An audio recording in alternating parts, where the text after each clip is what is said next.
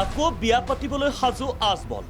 আমি তোমার এখন সরম লাগে আমি তখন আইবা আনে আপনারা বিয়া করবো ইনশাআল্লাহ।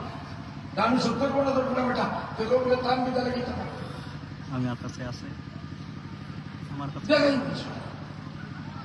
সুন্দর ফুল লাগলে দিনদার লাগলে দেখে সরকার না করছে 70-80 বছর বুড়া ঠিক আছে 15 বছর 17 বছর 18 বছর 20 বছর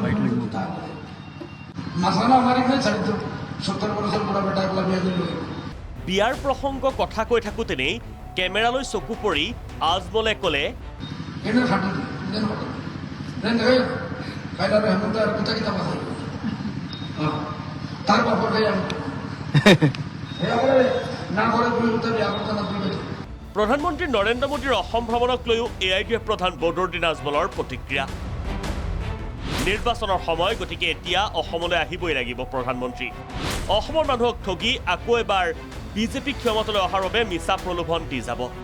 দেশৰ প্ৰধানমন্ত্ৰী য'ত যাব যেতিয়া যাব আহিব, ইলেকশ্যন টাইম আছে, আহিব লাগিব। অসমৰ মানুহবিলাক ঠগিব লাগিব, আকৌ একবাৰ বিজেপি পাহাৰত আনাৰ চেষ্টা কৰিব, ডাঙৰ মিছাৰ পোলাপন্থী দি যাব তো হৈ। অসমৰ চৰকাৰী আৰু বনভূমিৰ পৰা সংখ্যালঘু লোকক উচ্ছেদৰ বাবে মুখ্যমন্ত্ৰীক সমৰ্থন কৰি কলিয়াবৰৰ জনসভাত প্ৰধানমন্ত্ৰীয়ে কৰা মন্তব্যৰ প্ৰতিক্ৰিয়া প্ৰকাশ কৰি আজমলে কয়, উচ্ছেদৰ নামত মুখ্যমন্ত্ৰীয়ে যি কৰি আছে তেওঁ নিজৰ কবৰ নিজেই খান্দি আছে। হেমন্ত বিশ্ব শৰ্মা যেটো কৰি আছে তেখেতৰ কবৰ নিজে খুদি আছে, আৰু আমাৰ ইয়াৰ মানুহৰ বদুৱাই প্ৰাইম মিনিষ্টাৰেও নিজৰ কবৰ খুদি আছে।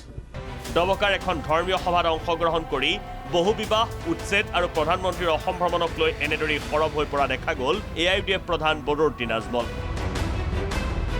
ডবকাৰ পৰা আব্দুল কাদিৰৰ ৰিপৰ্ট, প্ৰাগ নিউজ।